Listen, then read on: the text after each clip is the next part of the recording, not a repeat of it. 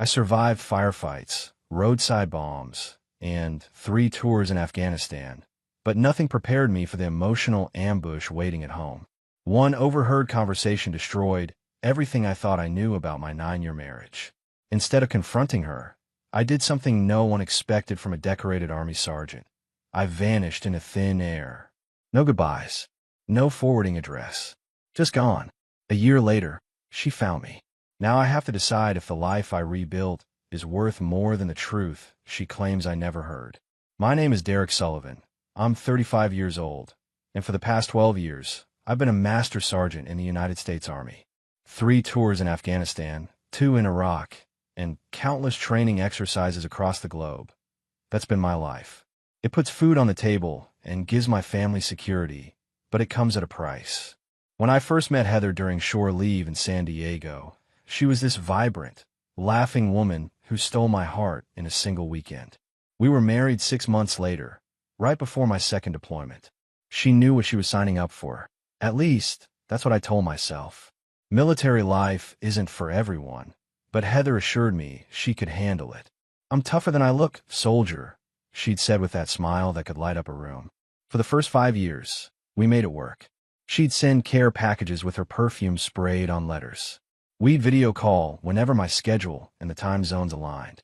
When I came home, those first few days were always electric, like we were making up for lost time.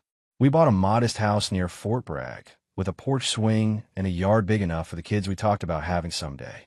But somehow, someday never seemed to arrive. There was always another deployment, another reason to wait.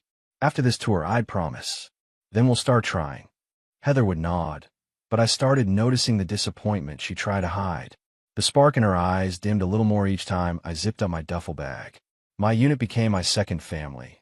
Brothers in arms who understood the weight of the uniform in ways civilians never could.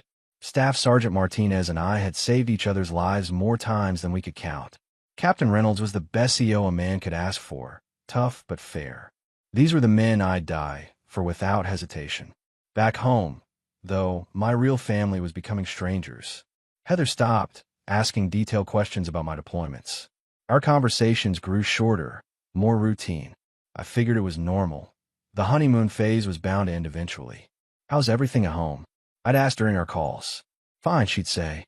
"Just the usual." The usual. As if maintaining our life while I was gone was just some mundane task. I didn't push it.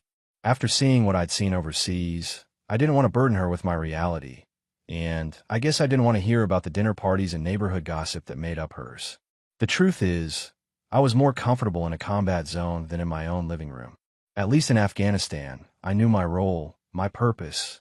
At home, I was just a visitor passing through, trying to remember where we kept the coffee filters and which day was garbage day.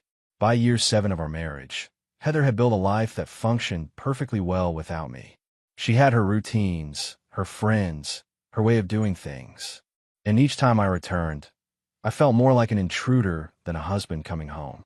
Little did I know that the next deployment would change everything. Not because of what happened overseas, but because of what I'd discover when I returned. After my 3rd deployment to Afghanistan, I noticed something had changed between Heather and me.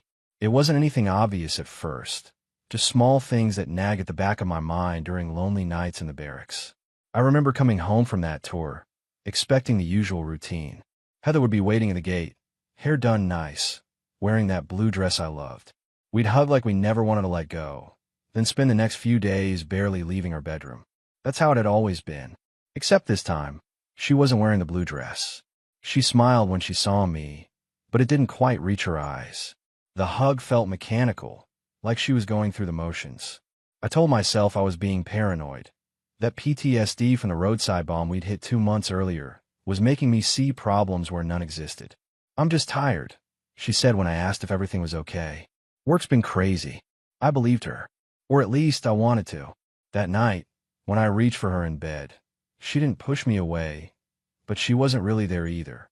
Like her body was present, but her mind was somewhere else entirely. Afterward, she rolled over and fell asleep without a word, while I stared at the ceiling, counting the cracks. The next few weeks established a new normal. Heather spent more time on her phone, smiling at texts from people I didn't know. When I'd ask who she was talking to, she'd say, "Just friends from work," or you don't know them. She started going out more on weekends, describing them as girls' nights that somehow always ran until after midnight. I tried to reconnect with her. Booked a nice dinner at that Italian place where we had our first date back in San Diego. Bought her flowers. Suggested a weekend getaway to Myrtle Beach. Her response? That's sweet, Derek, but I've got plans with Amanda that weekend.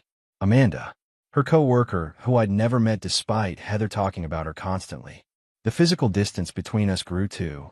Those casual touches, her hand on my shoulder as she passed by, my arm around her waist while we watched TV, vanished like smoke. If I initiated contact, she wouldn't pull away, but she never started it anymore. Then there were the phone calls during my training exercises. In the past, we'd talk for an hour, sharing every detail of our days apart. Now our conversations lasted 5 minutes, if she picked up at all. Hey babe, just checking in, I'd say. Everything's fine here. How's training? The usual. Missing you. Well, I should go. I've got an early morning. Click. End of discussion. Staff Sergeant Martinez noticed a change in me. Sullivan, you look like someone shot your dog. Everything good on the home front? I shrug it off. Men in my unit didn't talk about marital problems. That was a weakness I couldn't afford to show. Besides, admitting it out loud would make it real, and I wasn't ready for that. But deep down, I knew the truth. My marriage was crumbling like sand through my fingers, and I had no idea how to hold it together. My unit got called back early from a training exercise in Louisiana due to an approaching hurricane. I didn't tell Heather. Thought I'd surprise her. After 9 years of marriage, spontaneity seemed like exactly what we needed. I pulled into our driveway around 7 p.m. on a Thursday. The house lit up against the darkening sky. Music drifted through the partially open windows, some pop song Heather had been obsessed with lately. I grabbed my duffel bag, a bouquet of wildflowers I picked up at a roadside stand, and headed for the door. That's when I heard her voice, clear, animated, and happier than it had sounded in months. But she wasn't alone. No, he's not back until Sunday, she was saying, her tone light. Training exercise, or whatever. I froze on the porch. Through the window, I could see her pacing in the kitchen, phone pressed to her ear, wine glass in hand. Honestly, Lisa, I can't do this anymore, she continued, voice dropping. Living with Derek is like living with a ghost. He's physically here, then he's gone, then he's back, but he's never really present, you know? My grip tightened around the flowers. I should have announced myself, should have walked away. Anything but stand there eavesdropping. But I couldn't move. I hate being with him now. It's all so empty. Her words sliced through me like enemy fire. We barely talk. We don't connect. Sometimes I look at him and wonder what I ever saw in him. I heard a laugh, bitter, unfamiliar. Leave him? God, I've thought about it. But do you know how much work that would be? The house, the accounts, explaining to his family, my family. She sighed heavily. It's just easier to coast along. It's not like he notices anyway. The flowers dropped from my hand. I'd taken bullets that hurt less than this. I haven't loved him in years, Lisa. I'm just going through the motions now. I backed away from the door, stumbling slightly. My training kicked in, went under attack, retreat, and regroup. I made it to my truck, started the engine, and drove to the nearest motel, her words echoing in my head. I hate being with him now. All those nights in Afghanistan, dodging mortars and surviving firefights, I'd held onto the image of Heather waiting for me. Now I realized she'd been wishing I wouldn't come back at all. I didn't sleep that night. How could I? The woman I'd built my life around, the person I'd pictured while lying in dusty bunkers half a world away, had just revealed that our entire relationship was a lie. By dawn, I'd gone through every stage of grief. Denial. Maybe I'd misheard. Anger. 9 years of my life wasted on someone who saw me as a burden. Bargaining. If I'd taken a desk job instead of deploying, could things have been different? Depression. What was the point of surviving combat just to come home to this? Finally, acceptance. My marriage was over. Had been for years, apparently. I sat on the edge of the motel bed, staring at my wedding ring. Gold was supposed to be indestructible, but relationships? Those were fragile as glass. Staff Sergeant Martinez called around noon, worried when I didn't show up for our planned fishing trip. Sullivan, you alive? Your wife said you never came home last night. So Heather had noticed my absence after all. Probably relieved. I'm fine, I said. Just need some time. Brother, I've known you too long. What's going on? I told him. Everything. Jesus, he muttered. What are you going to do? Good question. The military had trained me for every scenario except this one. There was no field manual for what to do when your wife admits she hates being with you. I'm not going back, I said, surprising myself with the conviction in my voice. You mean to the house? To any of it? By afternoon, my path was clear. I'd request an immediate transfer to Fort Irwin in California. I had enough savings to start over. A clean break. I drove to an ATM and withdrew the maximum amount, $500. Then to a pawn shop where I sold my grandfather's watch for another $600. Not much, but enough to disappear. I bought a prepaid phone, then removed the SIM card from my regular cell and snapped it in half. That connection to Heather, gone. I wrote a short email to my commanding officer requesting emergency leave, citing family issues. Then I checked out of the motel and started driving west. No note for Heather. No explanation. No confrontation. She'd made her feelings clear. I was nothing but an inconvenience in her life. Well, I was about to solve that problem for her. As the miles stretched between us, I felt something unexpected. Relief. For the first time in years, I was making a choice for myself. Not for duty, not for her, just for me. I drove for 3 days straight, stopping only for gas, fast food, and the occasional hour of sleep at highway rest stops. My military training came in handy. I knew how to function on minimal rest and how to stay below the radar. I headed southwest, putting as much distance between myself and Fort Bragg as possible. By the third day, I reached Tucson, Arizona, far enough from North Carolina that running into anyone who knew me would be nearly impossible. The desert landscape felt appropriate, harsh, unforgiving, but somehow honest in its brutality. No pretense, no false promises. I found a modest extended-stay motel on the outskirts of town. Cash only, paid 2 weeks in advance. The manager, a leathery-faced Vietnam vet named Cal, didn't ask questions when I used my middle name, James, instead of Derek. Military, he asked, eyeing my high and tight haircut and ramrod posture. Former, I lied.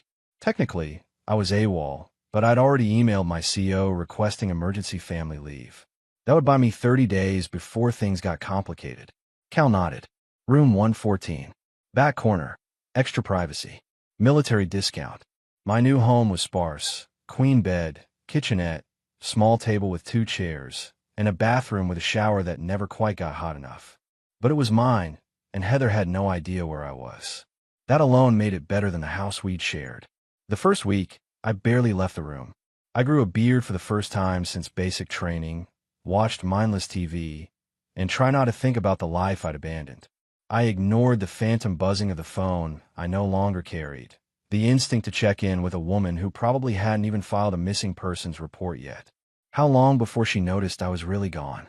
How long before she realized this wasn't just another deployment?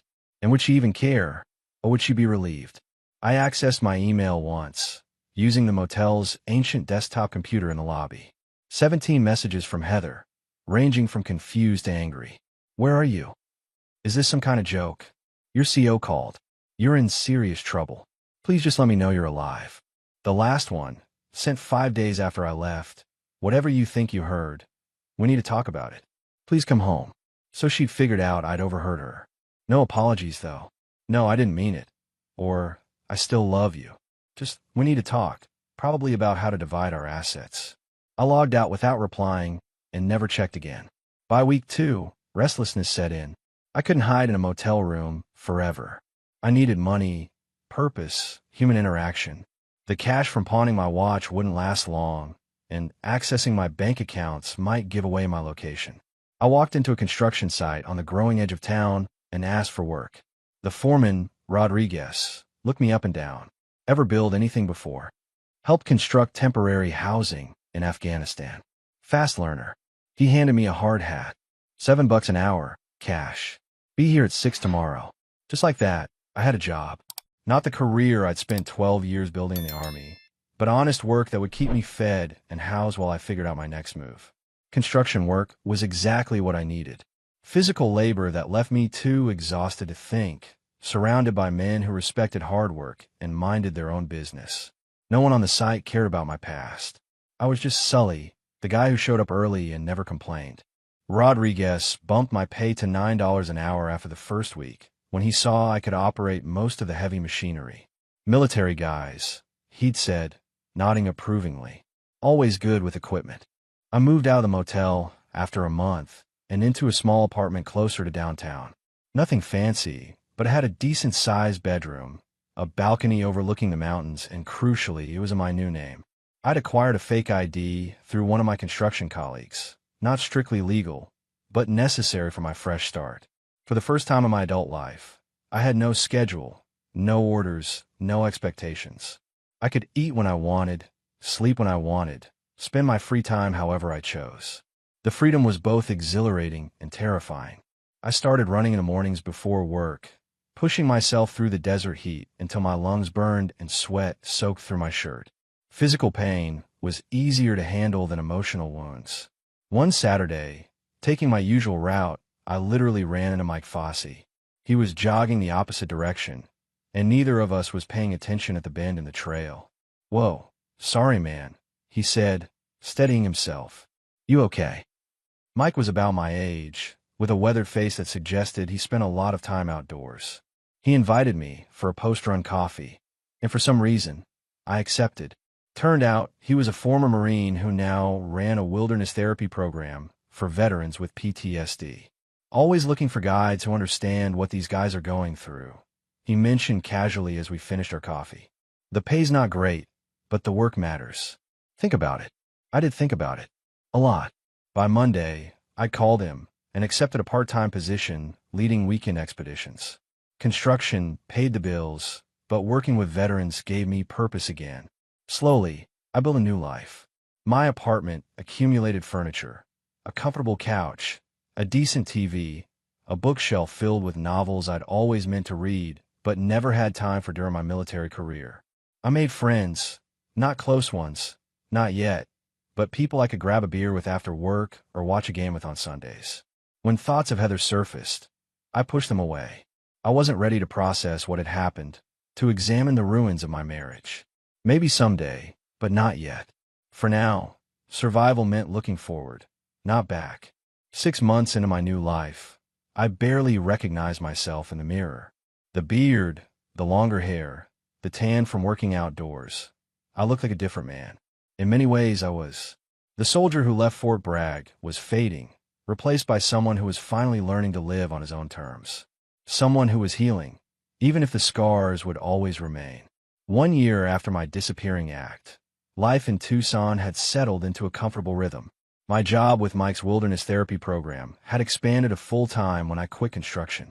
Leading veterans through the healing power of nature felt right, like I was finally using my military experience for something truly meaningful. I'd moved to a better apartment, bought a used Jeep Wrangler perfect for desert trails, and even adopted a dog, a one-eyed shepherd mix from the shelter that I named Rex. My existence wasn't fancy, but it was mine, peaceful, honest. Then came the call that shattered my carefully constructed calm. I was prepping gear for a weekend expedition when my phone rang, the new number only a handful of people had. "Hello. Is this Derek Sullivan?" A woman's voice, unfamiliar. My guard instantly went up. "Who's asking?" "My name is Marion Hayes. I'm Heather's sister." My heart stuttered. In 12 months, I had no contact with anyone from my old life. "How did you get this number?" "That's not important," she said. "What matters is Heather needs to speak with you." I nearly hung up. What could Heather possibly have to say that I needed to hear? I'd spent a year rebuilding myself from the ground up after her words destroyed everything I thought I knew about us. "I'm not interested," I said flatly. "Derek, please. She's been searching for you since you left. She hired a private investigator. She's been desperate to explain." "Explain what? That she hates being with me? That I was nothing but a convenience?" I heard her loud and clear the first time. Marion sighed. She was venting to a friend after a terrible day. "People say things they don't mean." "No," I cut her off. "People say things they don't think anyone will hear. Big difference. She still loves you." I laughed, a harsh sound that even I didn't recognize. She specifically said she hadn't loved me in years. Those exact words. She was wrong, Marion insisted. She realized that when you disappeared, the panic, the fear, She thought something had happened to you. When she figured out you'd heard her on the phone that night, it broke her. I leaned against my Jeep, suddenly needing the support. Rex whined at my feet, sensing my distress. What does she want from me, Marion? Just to talk. That's all. One conversation. The old Derek would have jumped at this chance. The old Derek lived for Heather's approval, organized his entire existence around her happiness. But I wasn't that man anymore. I'll think about it, I said finally. But I'm not promising anything. After hanging up, I took Rex for a long hike, trying to clear my head. The desert stretched out around me, vast and indifferent to human drama. That's what I loved about this place. Its harsh beauty reminded me how small our problems really were. By sunset, I'd made my decision. I would talk to Heather, not for her but for me, to prove to myself that she no longer had power over me. I texted Marion. I'll speak with her. One time. Give her my number. Heather called the next evening. I was sitting on my balcony, nursing a beer, watching the sun paint the mountains gold and crimson. When my phone lit up with an unknown number, I knew it was her. I let it ring 3 times, steadying my breathing like I used to before entering a combat zone. Then I answered. Derek. Her voice hadn't changed. Somehow, I'd expected it would have. Yeah. A pause, filled with a year's worth of unspoken words. I can't believe it's really you. You're alive. Her voice cracked. I wasn't sure. I'm alive. What else could I say? I've been looking everywhere for you. The army wouldn't tell me anything. Your friends, your family, no one knew where you'd gone. That was the point. Another silence stretched between us. I could hear her breathing, slightly shaky. Derek, about what you heard that night. I need to explain. You don't owe me explanations, I interrupted. What you said was pretty clear. No, it wasn't. The sudden force in her voice surprised me. I was having a horrible day. Lisa had just told me she was getting divorced because her husband was cheating, and I was drunk and upset and saying things I didn't mean. I took a swig of beer. Drunk words are sober thoughts. Heather, that's not fair. People vent. They exaggerate. They say stupid things they don't believe when they're frustrated. She paused. Were you never frustrated with me? Did you never say something harsh about me to Martinez or your other army friends? The question hit home. Of course I had complained about her spending habits, her mother's constant interference, the way she rearranged my things while I was deployed. But those have been momentary irritations, not declarations that I hated being with her. Not like that. I said finally. I never said I didn't love you. I do love you, Derek. I always have. I closed my eyes, absorbing the impact of words I'd once desperately wanted to hear. Now they just sound hollow. Then why say you didn't? Why tell Lisa you were only staying because leaving was too much work? Because I was scared, she exclaimed. Scared that you were drifting away, that each deployment took more of you from me. Scared that one day you wouldn't come back at all, either because of an IED or because you'd realize you were happier in your army life than you were with me. I hadn't expected this level of self-awareness from her. The Heather I remembered glossed over problems, pretended everything was fine until it exploded. So, where does that leave us? I asked quietly. I don't know, she admitted. I just know I need to see you, to talk face to face. Please, Derek. The old pull was there, the instinct to give her whatever she wanted. But alongside it was something new, the strength to choose my own path. I need time to think, I said. This isn't a simple decision for me. After we hung up, I called Mike and asked for a few days off. Whatever I decided, I wouldn't be in the right headspace to guide veterans through their healing when my own past had just crashed back into my life. 3 days after our phone call, I agreed to meet Heather in a neutral location, a coffee shop in Phoenix, halfway between Tucson and the airport. I'd driven up that morning, rehearsing what I would say, how I would remain detached and logical. The man she once knew would have forgiven her instantly. That man no longer existed. I arrived early, securing a table in the corner where I could see the entrance. When she walked in, the sight of her hit me harder than expected. She looked both familiar and foreign, thinner, with shorter hair, but still unmistakably Heather. Her eyes found mine immediately. She froze for a moment, then walked over with measured steps. Derek, she said softly, hovering awkwardly before taking the seat across from me. Heather. Up close, I noticed the dark circles under her eyes, the nervous way she twisted her wedding ring. She was still wearing it. You look different, she offered. The beard suits you. Thanks. I fought the urge to fill the silence with meaningless small talk. This wasn't a casual reunion. She took a deep breath. I've rehearsed what to say 1,000 times, and now I can't remember any of it. I'm so sorry, Derek, for saying those things, or for me hearing them. She flinched. Both, but mostly for saying them at all. They weren't true. They felt true enough at the time. I countered. I was frustrated, lonely. That night, Lisa had just told me her husband was having an affair, and I started comparing our marriage to theirs, and everything just spiraled. Her eyes welled with tears. But the moment you disappeared, I realized what I'd done. How wrong I was. I studied her face, searching for deception. Found none. Just raw pain and regret. You could have left a note, she continued. Something. Do you have any idea what it was like? Calling hospitals, police stations, thinking you were dead in a ditch somewhere, then realizing you'd hurt me that night, and just gone. I needed a clean break. You ran away, she corrected, a flash of anger cutting through her sadness. Without giving me a chance to explain. Without fighting for us. Her words stung because they contained truth. I had run. What did you expect me to do? Pretend I hadn't heard you say you hated being with me? I expected you to confront me, to call me on my bullshit, the way you always did in Afghanistan when your men made mistakes. Instead, you just vanished. We stared at each other across the table.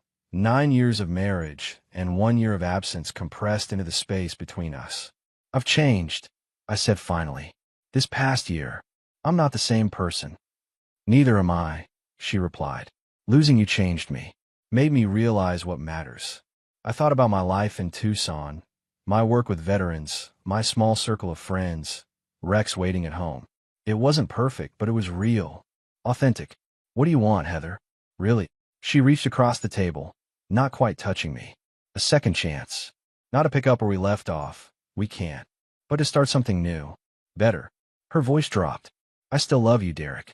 I never stopped. For the first time since sitting down, I allowed myself to really look at her. Not through the lens of betrayal, but as she was now. Humbled. Honest. Human. I need time, I said finally. This isn't a decision I can make today. She nodded, hope and fear warring in her expression. I understand. I'll wait.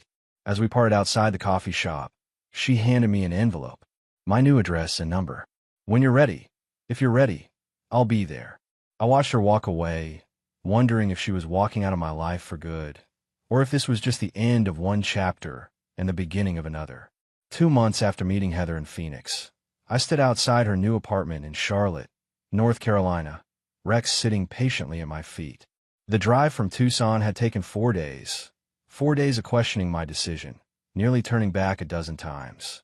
I'd spent those 2 months soul-searching, talking with Mike, even consulting the therapist who worked with our veteran groups. The question wasn't whether I still had feelings for Heather. I did, buried beneath layers of hurt and self-protection. The question was whether those feelings were enough to build something new. I rang the doorbell before I could change my mind. When she opened the door, her expression shifted from surprise to cautious joy. Derek, she breathed. You came. I did. Her eyes dropped to Rex. You brought company. Package deal, I said. Hope that's okay. She knelt to offer her hand to Rex, who sniffed it cautiously before giving it a tentative lick. Absolutely okay, she said, smiling at my canine companion. Inside, her apartment was simple but warm. No trace of our old house in the decor. This place was wholly new. I noticed a framed photo on the wall. Heather with a group of children, all smiling widely. Who are they? I asked, gesturing to the picture. My students. I'm teaching 3rd grade now. I turned to her, surprised. You left your corporate job? She nodded. After you disappeared, nothing felt important anymore. I kept thinking about all the things I wished I'd done differently. She shrugged. Teaching was always my dream. Life's too short for someday. We sat at her kitchen table, 2 changed people attempting to navigate unfamiliar terrain. I sold my half of the house to you, I told her. The money should be in your account by now. I know. Thank you. She hesitated. Does this mean? It means I'm moving back east, I said carefully. I've accepted a position with a veteran therapy program in Tennessee. 3 hours from here. Hope flickered across her face. Close enough for weekends. Close enough to see if whatever's still between us is worth rebuilding. I clarified. I'm not making any promises, Heather. We'd be starting from scratch. That's all I'm asking for. A chance. She reached across the table, palm up. An invitation, not a demand. I placed my hand in hers, feeling the familiar shape of her fingers, the unfamiliar calluses from her new life as a teacher. I need you to know something, I said, holding her gaze. I forgive you for what you said that night, but I won't ever forget it. She nodded, eyes glistening. Fair enough. And I forgive you for leaving without a word. But I won't forget that either.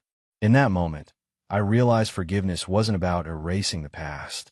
It was about refusing to let it dictate the future. Rex settled at my feet with a contented sigh, as if approving our tentative peace. So, Heather said, a small smile playing at her lips, tell me about your year. I want to know everything. As I began to share my story, I felt something shift between us. Not a return to what was, but the first fragile foundation of what might be. Whether it would be enough, only time would tell. But for the first time in a long time, I was willing to find out.